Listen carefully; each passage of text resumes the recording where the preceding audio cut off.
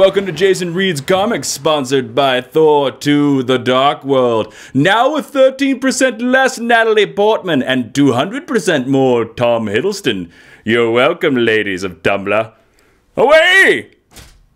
Hi, I'm Jason Inman, and I love to read comics. That's why in the week of October 16th, I read all the Marvel Now comic books that were published in the world. I'm going to give each of these books a buy it, borrow it from a friend, or skip it rating. But before I get to that, don't forget to go to majorspoilers.com, the comic book website where they know that you love comic books, and we do too. And as a note, this podcast is not sponsored by Thor 2 The Dark World. The Thunder God just likes to show up sometimes. Now enough of this jibba-jabba, let's get on to some reviews. A+X number 13. Captain Cyclops, you two boys are stopping fighting, you hears? Don't you be doing that rassle up in that alien ship, you hears? Don't you do it! Now that's what an old lady would say if she had read this issue, because this is the most convoluted comic book issue I have ever seen in my entire life. The Skrulls kidnap Captain America and they kidnap Cyclops and they take him from their place and they put him up in their ship, and of course they're gonna fight because Cyclops killed Professor Xavier and Captain America doesn't like him because Captain America just gotta be a super American dick right now in the comic books. I don't know why, but he just gotta be. I'm with Cyclops, he's my man. But there's a better way to put these characters in dramatic situations, so this is a total skip it. Avengers number 21, never back Captain America into the back of a corner, because you know what? He will open up the whole negative zone and does the negative zone pwn you. Yeah, that's right, I invented a whole new word. Negative zone pwn you. That's right, yeah, four words? Four. Basically, Captain America gets into a last-ditch effort. He opens up the negative zone and lets the Annihilation Wave out, killing all the builders, because this is part of the Infinity event. And then Captain Universe wakes up out of nowhere and then basically defeats all the builders, basically ending this event. But wait a minute, you say. Aren't there an Infinity number 5 and an Infinity number 6? And isn't this Deus Machina just basically in the event? Yes, it is. But guess what? There's now evil robots. Yeah, you know, because if there's one thing Marvel does well, it's evil robots. I can just imagine Jonathan Hickman being like, okay, I want the evil robots to come out. Yes, if the evil robots came out in issue 4, then, you know, then issue 5 is going to be evil robot butlers, and then issue 6 is evil, you know, robot French maids. They're never expected. Captain America versus a robot French maid? Who knows? Woo, let's buy it. Basically, I don't know how this event continues for 2 more issues. Actually, 4 more issues if you count another issue of Avengers, another issue of New Avengers, and Avengers New. I don't know. They basically ended it. Isn't this event over? And kind of makes it pointless, right? Yeah, exactly. Skip it. Avengers Assemble number 20. In this issue, we basically get to see the effects of the Inhumanity bomb, the bomb that was set off by Black Bolt when we think that he's dead. We don't know. We don't know if he's dead or not. We don't know. But basically, it's not very much assembling going on because hardly any Avengers appear. Only 3 do. It's basically about this loving couple who both got hit by the Inhumanity bomb, and they're going big or they're going small. One guy has receding hairline, and they work on their issues and they hold hands in the end. It's kind of sweet. It kind of works. So I'd say borrow it from a friend. Cable and X-Force number 15. 3 different teams, 3 different missions, and none of it makes sense. Yeah. You know, I really dug this book when it started in the new Marvel Now, but now it's just so many things going on and nothing is explained. I like the character of Cable. Cable is a cool character, but I don't like where this book is going, so this is a skip it. Fantastic Four number 13. This book has so many great ideas going in it. You have the dystopian future and the far, far future. That's why I said future so many times. Doom and King and Annihilus taking over, and the Fantastic Four is at their last-ditch effort to save the world. And then you have this over here where the Fantastic Four's powers are going crazy, and they're not quite working, and Ben's in trouble, and nobody's powers can work. Here's the problem with it. Those should be separate storylines. They should not be combined. It's like Matt Fraction is like steamrolling a train to his last issue, which is happening in issue 16, and he's just throwing out. He's like, I'm never gonna get right the Fantastic Four again. I need to go. Oh, we need this, and Thing can say this, and then the Johnny Storm can eat the pizza. That's my Matt Fraction impression. I hope you enjoy it, Matt Fraction.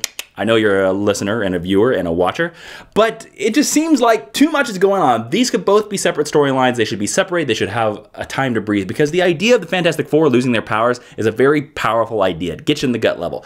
But not strong enough to make a good enough issue to buy this, so I would say this is a borrow from a friend. Guardians of the Galaxy number 7. This is the Angela talkie head issue. What I mean by that is basically we find Angela, the transport from the Spawn universe, which why Marvel wanted that character, I'll never know. who ever wanted to read that character, basically? But the Guardians of the Galaxy talk to Angela, and Angela talks to the Guardians of the Galaxy, and then they talk back, and then they talk back, and this happens for 22 pages. So if you dig Angela, you're going to like this book. If you don't dig Angela, you're going to want to skip this. Hawkeye number 13. This is the comic book that proves that with simple art, simple storytelling, and simple character dynamics, you can tell a powerful and compelling story in 22 pages that hits you in the feels. If you are not reading this book, you are wrong. This is a buy it. Incredible Hulk special number 1. If you want turn Hulk back into Bruce Banner, use puppies. Puppies soft till I squeeze the puppies. Squeeze puppies. Basically, that scene was in the book. S.H.I.E.L.D. uses puppies on the Hulk, and he turns back into Bruce Banner, and it's this crazy, this special is like this crazy retro special. You got some superhero Spider-Man showing up, you have the all-new X-Men who are, you know, from the 1960s, and there's like 1960s art, and you almost want to like turn on that surfer music and go hang 10 and fight with these people, and like, yeah, like, I can see the darts and dots and the colors, yeah, like, you go Otto Octavius, Spider-Man clone guy, yeah, all our costumes have underwear on them, 1960s, yay! This issue ends on a cliffhanger, and I'm very interested in where this goes next. This is a buy it. New Avengers number 11. This book has a lot of great ideas, but they're so convoluted and packed in so many panels of Jonathan Hickman-isms. And I love Jonathan Hickman. I love Manhattan Projects. I love some of his, I love The Red Wing, his great other book. I love S.H.I.E.L.D., which hopefully will finish. Jonathan Hickman, will you finish it, please? But this book has great Mike Deodato art. It has great ideas, but there's too much, and there's so much, and it's just convoluted. It's just like Jonathan Hickman's down in his basement. He's like, I think this will confuse him. If I put this in there, and then another planet shows up, and then another creature with a beep shows up, they'll never see the ending coming.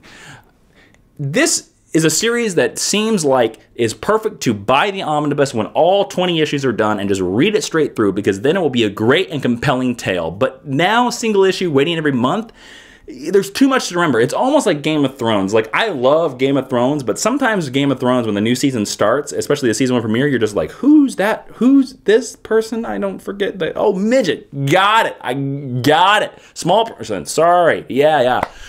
For now, this is a borrow from a friend. Superior Spider-Man number 19, and thus the unraveling of the Superior Spider-Man begins. The seas for Peter Parker's returns begins, because the Superior Spider-Man had to remember a project that Peter worked on, and he worked and he worked and he worked in his head, and then suddenly little snippets of Peter Parker showed up. And then we lost Horizon Labs, Peter's great job. It's gone, and Max Modell wants nothing to do with Peter Parker. And Carly, his girlfriend, has just figured out that Peter Parker is actually Otto Octavius. And the other great thing about this book is that Spider-Man 2099 is in this book. And Spider-Man 2099 is now stuck in our time, setting up for the perfect Spider-Man 2099 book. And also, the company of Alchemax is created. Alchemax, we're from the future and we'll kick your back. I'm just, you know, I'm throwing out jingles here for you, Alchemax. I don't know if that'll work, but I'm throwing out jingles. This is the perfect setup for a Spider-Man 2099 book. I love Spider-Man 2099. If you have never read Peter David's original run, let me tell you this. It's aged. It's not so great, but it's still a lot of good, there's a lot of good ideas in there, and it's so good. I loved it when I was a kid. Loved it, loved it, loved it. I'm excited by this book. This is one of the best books that Marvel's putting out right now. This is a definite buy it. Uncanny X-Men number 13. Oh, X-Men time traveling event creating more convoluted storylines and time lapses and alternate characters and characters of futures from the sun and sons of the futures of the daughters of the alternate characters that have slept with villains, that have doing things, that are over things, that are mutantized by the people in alternate timelines that have come back from the past to stop the future while eating breakfast that can only be stopped by eating the breakfast of the future.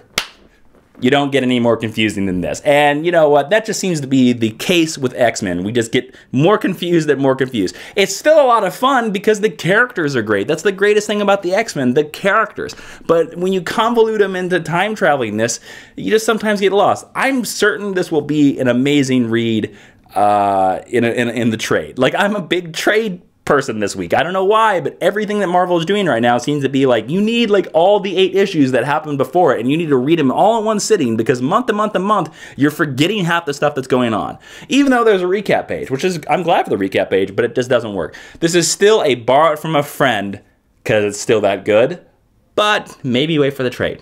X-Men Legacy number 18. Cyclops should always wear a shirt, and skip this book.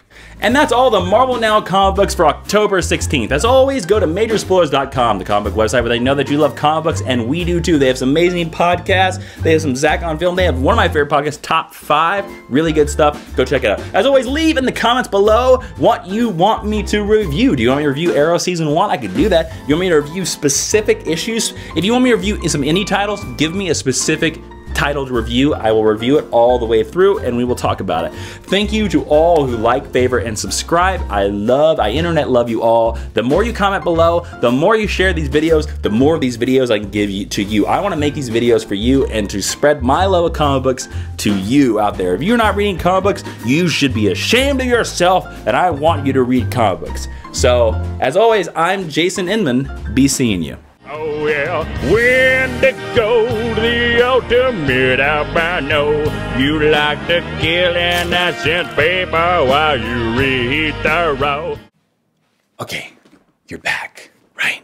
Okay, this is our time after the title screen. Just you and me right now.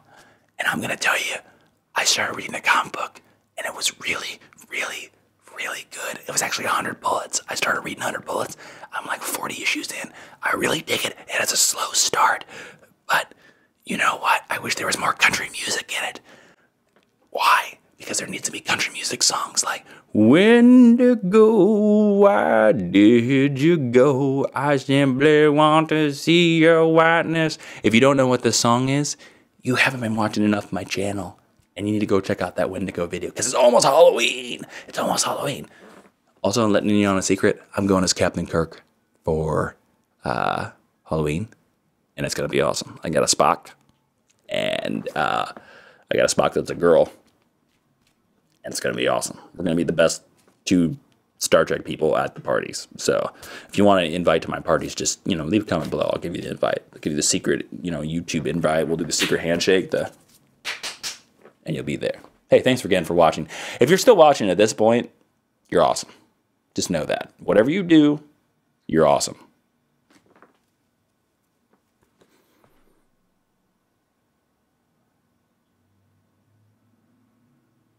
That's all I got for you.